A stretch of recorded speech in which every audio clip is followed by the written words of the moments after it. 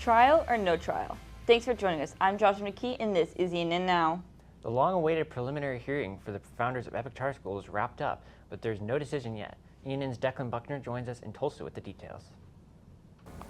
According to the Oklahoma Voice, after a tense final day of witness testimony that brought a lengthy preliminary hearing to a close, Oklahoma County Judge Jason Glidewell must determine whether the prosecution of Epic co-founders David Cheney and Ben Harris can advance toward trial. Glidewell is supposed to rule on April 16th. The hearing ended Friday after 5 days of witness testimony. Cheney, Harris, and Brock were charged in 2022 with racketeering, embezzlement, and conspiracy to defraud the state and other financial offenses, although Cheney and Harris deny any wrongdoing. Now Cheney and Harris are no longer affiliated with Epic Charter Schools. With your Epic News, I'm Declan Buckner. The State Education Committee approves a Teacher's Bill of Rights. More on that in Tulsa with Jada Skank. Educators do not lose their First Amendment rights when they step into the classroom. That's what Senator Bullard, the bill's authors, say. The Teacher's Bill of Rights makes sure Oklahoma's teachers are protected of their freedom of speech and their religious liberty. And all educators while on school properties are to be protected from verbal or physical abuse in the workplace. And the legislation also protects teachers' rights to medical privacy. Senator Bullard says that physical and verbal abuse is one reason so many teachers are leaving the classroom, and teachers should not have to endure those conditions. The bill will now be heard by the full Senate. In Tulsa, I'm Jada Skank. Now a follow-up story we told you about last month. A bill to protect students from drug overdose is now law. ENN's Courtney Moses has details. Governor Stitt has signed a bill to require fentanyl education. After months of stops and starts, House Bill 1484, also known as Rain's Law, has been enacted.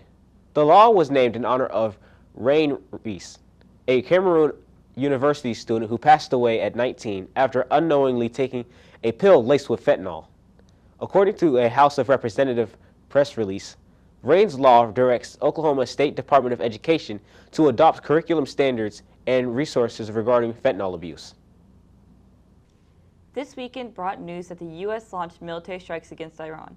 ENN's Benny Lesenberger joins us with how Oklahoma lawmakers are reacting to the news.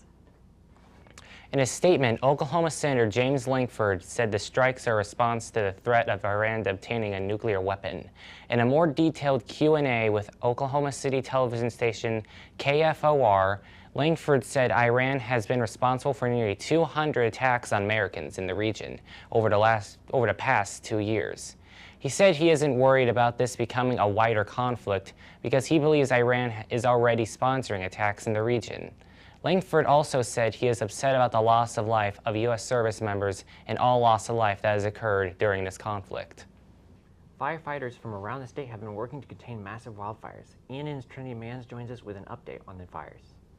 Oklahoma firefighters continue to make progress on the multiple wildfires here in Oklahoma. According to the Oklahoma Farm Report, cooler temperatures and increased moisture provide a much-needed window for suppression efforts. The fire situation report from the Oklahoma Department of Agriculture, Food, and Forestry says that the fire should be more controlled for most of the state following the recent rainfall in the northeast and elevated humidity elsewhere. The weather may keep on helping firefighters. Let's go to ENN's Carter Hightower in Tulsa for a look at the weather this week. You can expect a wild weather week according to the National Weather Service. There's a chance of fire weather Tuesday in most of the state. But then, starting Wednesday, almost every day has a 20% and above chance of rain. There's a chance of severe storms on Wednesday with possible large hail. Expect lots of rain late in the week, up to 3 inches in eastern Oklahoma, and more severe storms on Friday to start the weekend. This was your weather, and my name is Carter Hightower. During the early morning on Tuesday, the Earth's shadow will be cast on the moon, causing it to appear blood red tone. This is called a blood moon. KOC reports that the eclipse will start around 3:50 a.m. and fully cover the moon at about 5 a.m. The eclipse will end at about 7 a.m. There is expected to be some cloud cover, however, any breaks in the sky could allow you to catch a quick glimpse of the rare occurrence. According to the Journal Record, the Oklahoma Monarch Society and the City of Edmond are partnering to help build more pollinator habitats for butterflies and bees in the city's parks. This partnership is also aiming to create murals and add informational signs around the pollinator gardens to help spread awareness. The monarch butterfly population has been rapidly declining because of pesticide use, habitat loss, and climate change. The Kilpatrick Society and the Oklahoma Monarch Society are providing funding for this initiative. A brand new month means brand new activities. Carter Fowler joins us with this week's community calendar. It's March, so get ready to be in that lucky spirit with these new activities. If you want an intense start of the week, perhaps check out the Wrestling Championship at the BOK Center on Friday and Saturday. Or, for you basketball fans, there are 2 Thunder games against the Golden State Warriors on the 7th and the Denver Nuggets on the 9th at the Paycom Center.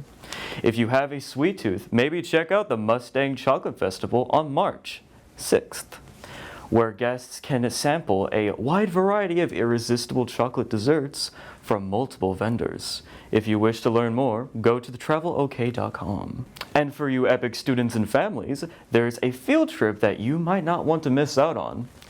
In OKC, the Living Wax Museum is having a literacy event about Dr. Seuss on the 3rd and the 5th. You can explore the wonders of the Wax Museum and the stories of Dr. Seuss and even meet the Cat in the Hat himself. And that's all we have for this week's community calendar. Have an epic week. I'm Carter Fowler. That's all the time we have for today. Thanks for joining us. Be sure to keep checking our website and social media pages for more news from our team of student journalists.